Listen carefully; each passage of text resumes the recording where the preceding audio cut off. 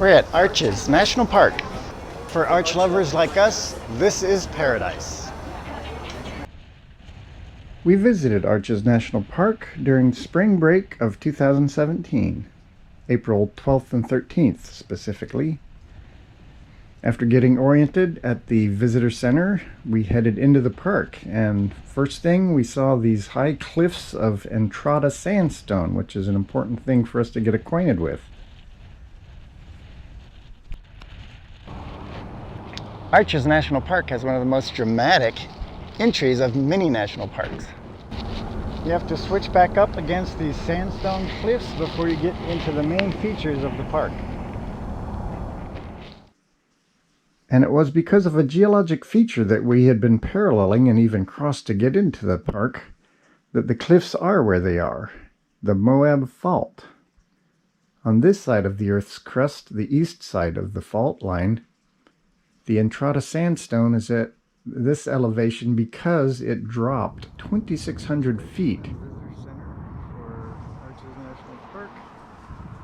And it's this Entrada Sandstone being at this location that gives Arches National Park the highest density of arches and other natural rock spans in the world. We're at the start of the Devil's Garden Trail, the longest trail in Arches National Park. During our visit, Arches was closing the park after dark so that their construction crews could work on the park roads. So we had to get out before dark. We decided to hit the Devil's Garden Trail at the farthest north end of the park road first.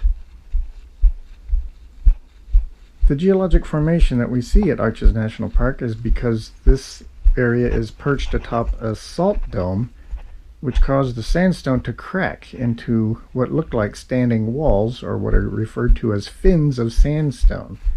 The Devil's Garden has a particularly dense cluster of fins.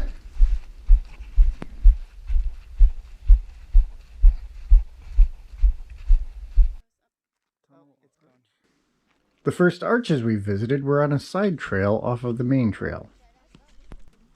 On this side trip, we turned right and visited Tunnel Arch first. Tunnel Arch is 27 feet wide, 22 feet high, and there's a second arch in the same area that's referred to as East Tunnel Arch, the smaller one up here in the left. So on this side trip, you actually get to see two arches in one spot. In the other direction on this side trail is Pine Tree Arch, which is 46 feet wide and 48 feet high. With a pond in the backyard. Oh, nice.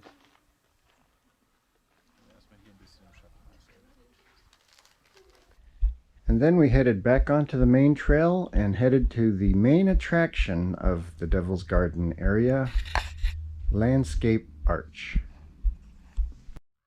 We've hiked along the Devil's Garden Trail and we've arrived at Landscape Arch. Landscape Arch is rated as the 5th largest natural rock span in the world. Its opening is 290 feet wide and 77 feet high, and at its thinnest over near the right side, it's only 6 feet thick. And a nearby arch. And from this view of Landscape Arch, we could see the next arch we were going to visit, Partition Arch. After Landscape Arch, the trail becomes a little more primitive, but does have this side trip to another couple of interesting arches, Partition Arch and Navajo Arch. Partition Arch is actually a double arch. The main opening is 28 feet wide and 26 feet high.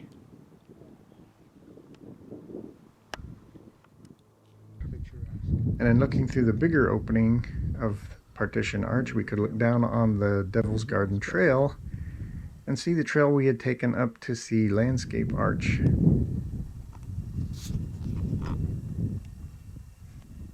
And this is what it looks like after we passed through the main arch, the main opening, and saw it from the other side.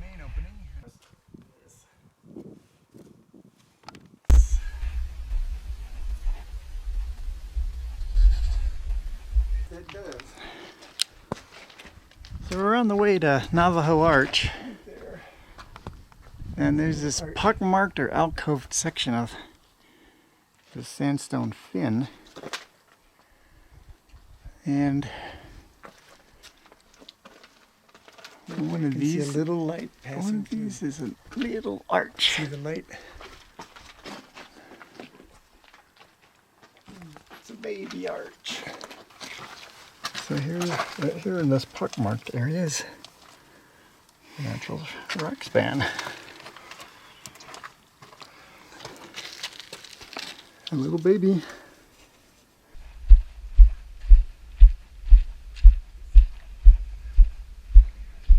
Navajo Arch itself was 41 feet wide and 13 feet high.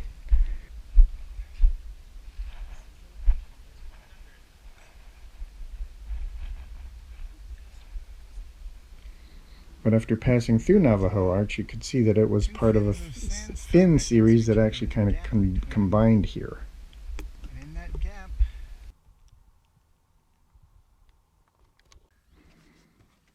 After Landscape Arch, the trail did get a little more primitive. Eventually, we had to climb up on top of the sandstone ridge to continue.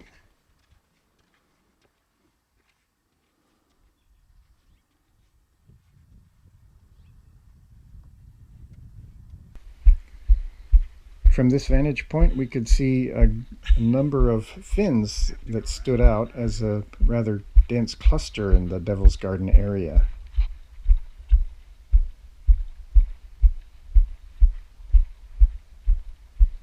And this was a really good place to see what the fins of sandstone actually looked like.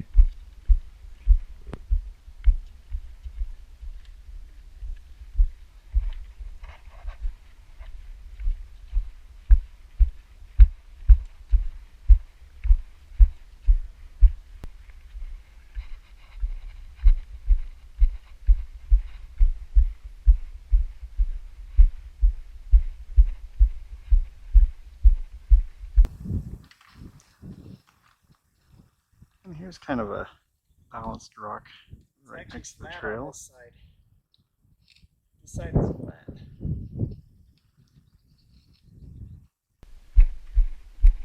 Eventually, we came to the end of this sandstone ridge and had to work our way down.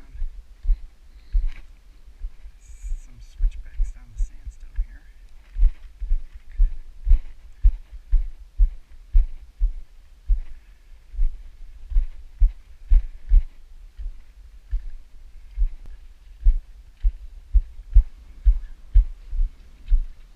Once we worked our way down, we had to work our way then across and around in front of where the sandstone ridge was to get to Double O Arch.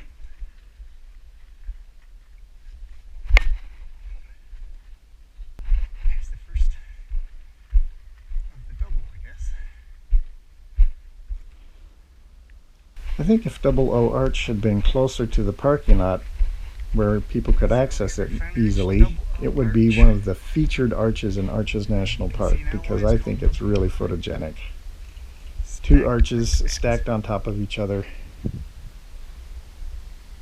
The smaller arch in the bottom is 21 feet wide, 9 feet high, and the arch on top is 71 feet wide and 45 feet high. The lower opening of the Double O Arch. And you can see the shadow of the upper span.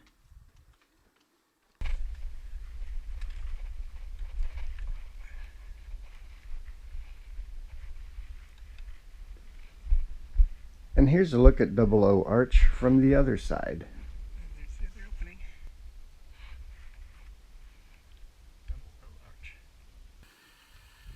Double O Arch. Here's the top span and opening. And there's the lower one.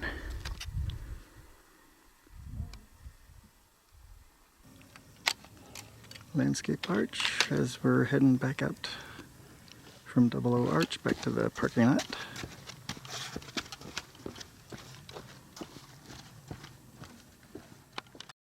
The next day, April 13th, 2017, we headed back into the park and headed straight to the Delicate Arch Trail. We did have time to stop on the way to check out some of the formations on the way in. This particular formation makes me think of a skull. Or a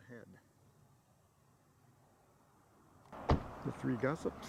The three gossips are supposed to look like the hooded heads of three women gossiping about who knows what. You can see an opening. But you'll notice there's actually a developing arch in the three gossips formation. Right there is a little arch. The formations along this stretch of the park road, like this near formation called the Organ, really shows in a classic way what fins of sandstone look like in this park.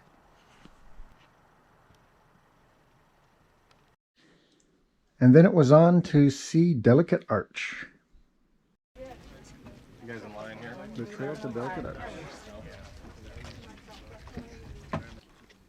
We could see pretty much from the trailhead that a lot of this hiking distance would be over open sandstone. Heading down and across the slick rock.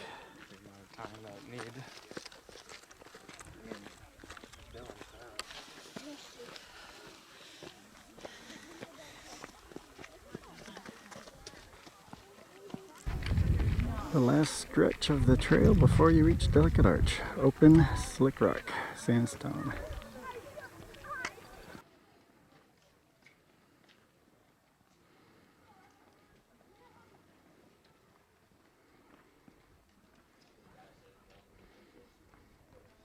Yeah, he said like sandy, rocky.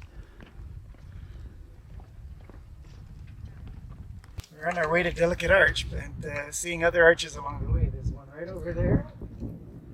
Really obvious. And I think I see one further to the right. It's not as obvious, but you can see there's an opening there. It's kind of dark and it's in shadow right now.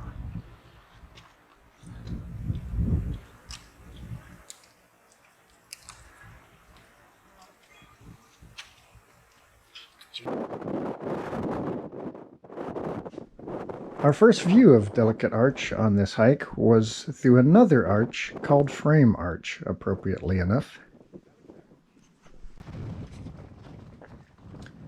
Delicate Arch has also been called the Cowboys Chaps, which is a lot what they look like. It's look like the top of the cap rock is a belt, and below that is the chaps.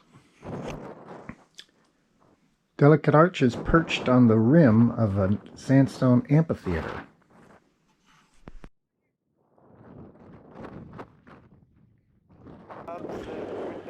Bob feels that Delicate Arch is what gave him his love of natural rock spans, what he calls Spanophilia.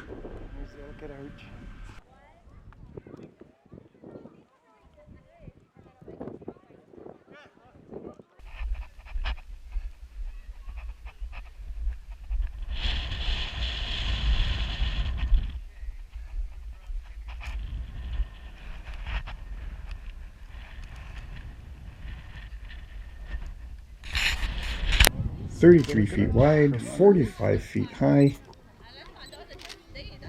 60 feet from its base to the top of the arc of rock that encloses the opening."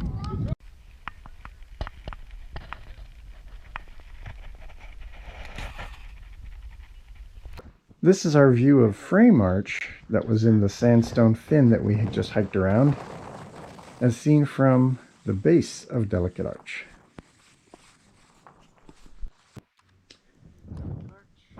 Here are some views of Delicate Arch from down in the amphitheater.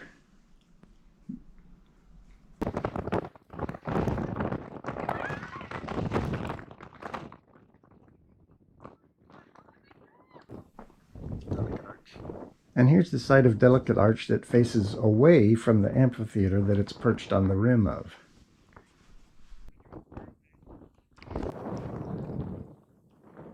So we're at one end of Delicate Arch. Western end. There's a window that we saw Delicate Arch through.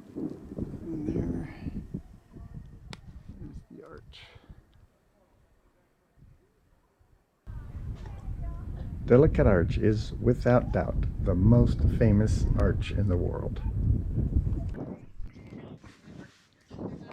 The trail to Delicate Arch is only about 1.5 miles, and as we turned to head back, we could already see the trailhead.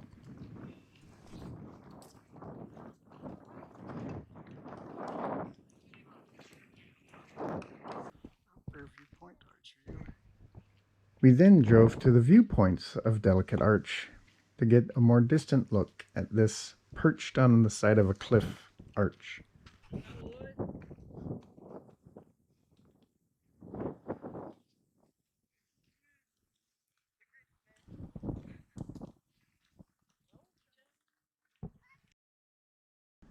After visiting Delicate Arch, we went to the window section of the park, where this panel explains how arches form.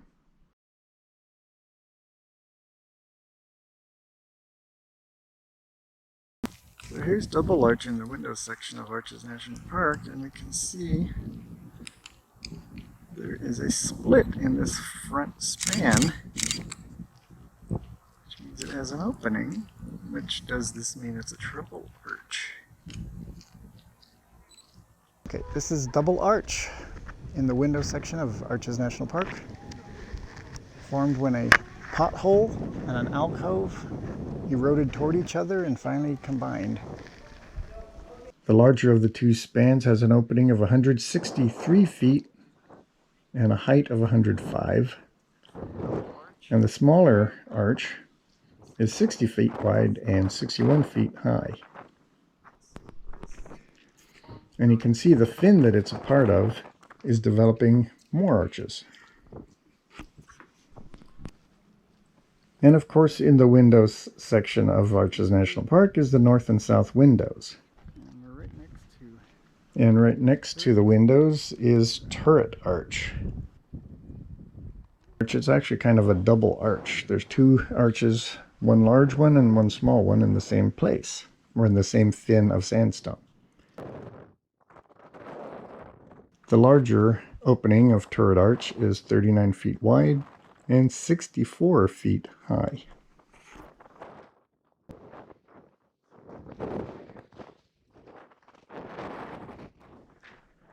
This is our look at Turret Arch from the side where we're looking away from the windows. And this is Turret Arch looking toward north window and south window.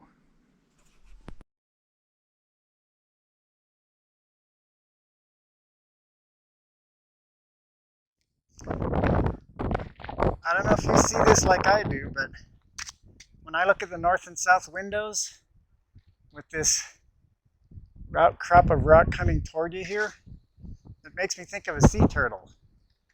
With that being the head, and the spans over the windows being his flippers.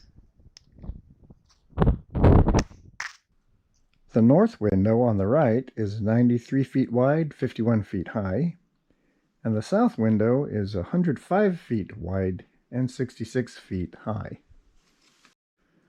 Our final stop in Arches was at this panel. So natural rock spans can have a life cycle, just like living things. This is possibly a site of arch that has since collapsed. There is a baby arch forming right there that over time will get fairly large. Thanks for watching. Now be sure to check out our other episodes of the Spanophiles Files.